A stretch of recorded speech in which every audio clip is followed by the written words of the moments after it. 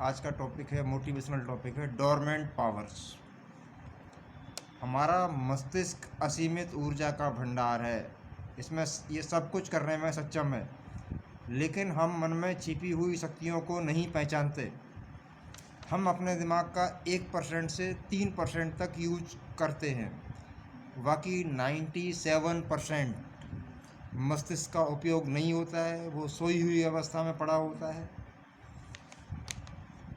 Albert Einstein नाम के scientist ने 10% अपना ब्रेन यूज़ किया था, जिसको इस मिलेनियम का सबसे ज़्यादा बुद्धिमान आदमी माना गया।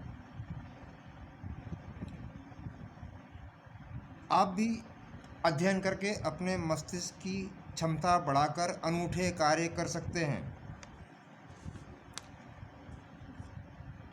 आप सोच रहे हैं इसका तरीका क्या है। डेल कार्नेगी का नाम आपने सुना होगा। डेल कार्नेगी अमेरिका के एक बहुत बड़े बिजनेसमैन बने और उन्होंने अपना करियर लेबर से स्टार्ट किया। तो और वो $100 बिलियन तक का साम्राज्य खड़ा करके गए थे। तो उनसे जब पूछा गया कि आपकी सफलता का राज क्या है, तो उन्होंने, अमेरिकन गवर्नमेंट को शक हुआ कि ये आदमी कोई नंबर 2 से पैसे कमा रहा है। तो अमेरिकन गवर्नमेंट ने उनके ऊपर जांच बिठा दी और उनकी जांच होने लगी। तो जांच में अधिकारियों ने पाया कि वो अपनी जगह बिल्कुल ठीक थे। तो जब उनसे पूछा गया कि आप ये ऐसा कैसे कर पाए, तो उन्होंने कहा, डेल कार्नेगी ने जवाब दिया कि मैं अपने ध्यान को 5 मिनट तक किसी भी एक स्थान पर लगा सकता हूँ। अब और लोग जो उनके साथ थे, ऑफिसर्स वगैरह थे, वो अपने दिमाग को 5 मिनट एक जगह कोशिश करने के बाद भी नहीं लगा पाए। तो उन्होंने कहा, यही मेरी सफलता का राज है। आपके अध्ययन स्टडी करने से, मनन करने से, चिंतन करने से हमारे मस्तिष्क की क्रियाशीलता बढ़ जाती है, जिसकी कोई सीमा नहीं है।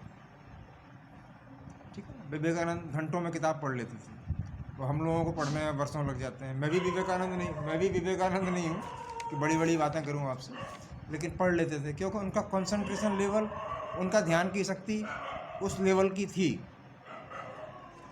तो हम लोग भी अध्ययन और मनन चिंतन से अपने लेवल को उस लेवल तक कहीं ले जा सकते हैं। उस लेवल तक नहीं जाएंगे तो 50% तो पहुँचेंगे, 25% तो पहुँचेंगे।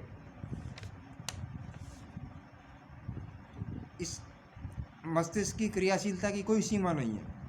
इसका जितना ज़्यादा उपयोग करोगे, यह 3% से ऊपर निकल जाएगा। जैसे ही आप 3% से ज़्यादा यूज करना शुरू कर देंगे, 4%, 5%, अब उसके लिए आपको लगातार स्टडी करनी पड़ेगी, लगातार मनन करना पड़ेगा, लगातार उन चीज़ों को करना पड़ेगा।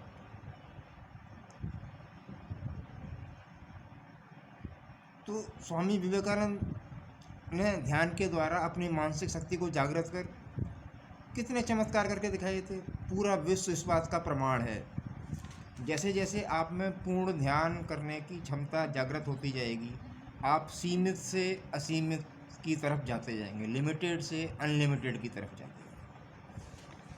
संकल्प हमेशा मजबूत रखें और एक ही दिशा में कार्य करते रहें। अब जनरली क्या होता है, हमारे मस्तिष्क सब लोगों के अलग अलग हैं, सब ने उसको कितना कितना जागृत किया हुआ है। अब इसी वजह से सफलता जो है केवल 1-2% लोगों को सोसाइटी में मिलती है। बाकी 99% या तो उनके फॉलोअर होते हैं या उनके नौकर होते हैं।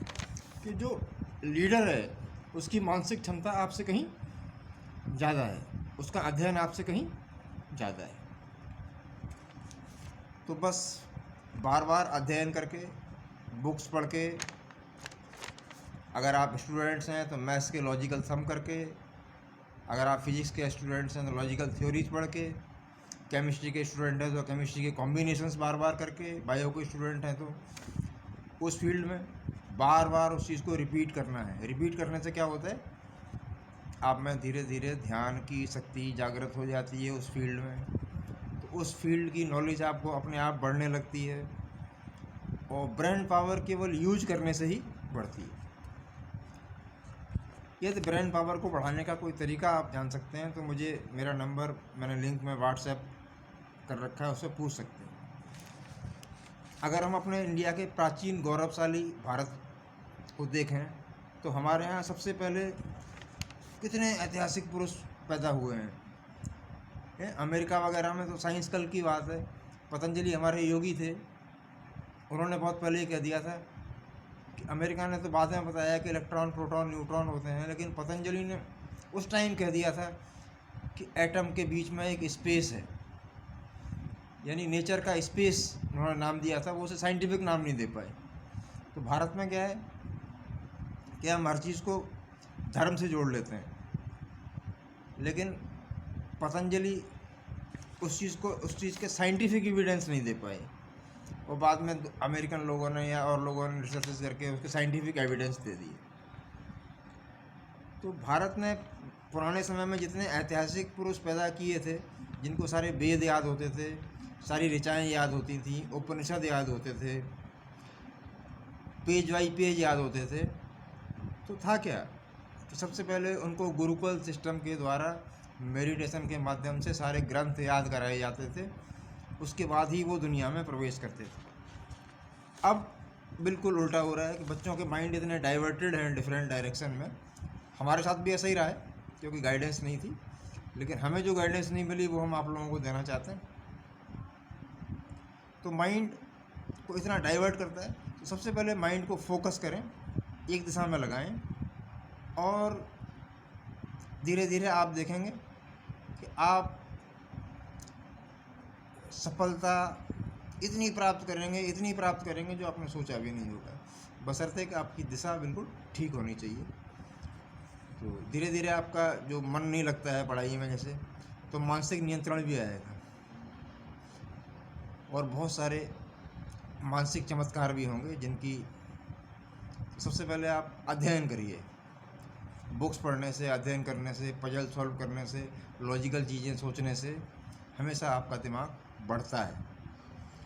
तो बजाय अपना दिमाग बढ़ाने के हम दूसरे लोगों से पूछताछ करना शुरू कर देते हैं। हमेशा अपना आत्मचिंतन करें, अपना चिंतन करें, जो करना चाहते हैं उस पर चिंतन करें, बार बार चिंतन करें, बार बार प्रयास करें, ठीक है। जैसे जैसे प्रैक्टिस करेंगे धीरे धीरे आपका मन कंट्रोल में आना शुरू हो जाएगा, और जो स्कैटर्ड पावर है वो धीरे धीरे ब्रेन उसको फोकस करेगा, और जैसे ही आपने ब्रेन का 3% से ज़्यादा यूज किया, आप एक अनूठे इंसान हो जाएंगे, ठीक है। उसके लिए केवल स्टडी बहुत ज़रूरी है, स्टडी से ही मस्तिष्क जागृत होता है। इस दुनिया में जितने लोगों ने बड़े बड़े काम दिखाए, उनके पास कुछ ना कुछ अतिरिक्त शक्तियाँ थीं, तो वो शक्तियाँ कहाँ से जागृत हुई? अध्ययन के द्वारा। तो हमेशा अपने आप को अपडेट करें और स्टडी जरूर करें। और अगर ये विचार चैनल आपको अच्छा लगा हो तो इस चैनल को सब्सक्राइब करें, और ताकि मैं अगली आने वाली वीडियोज़ आपको डालता रहूँ।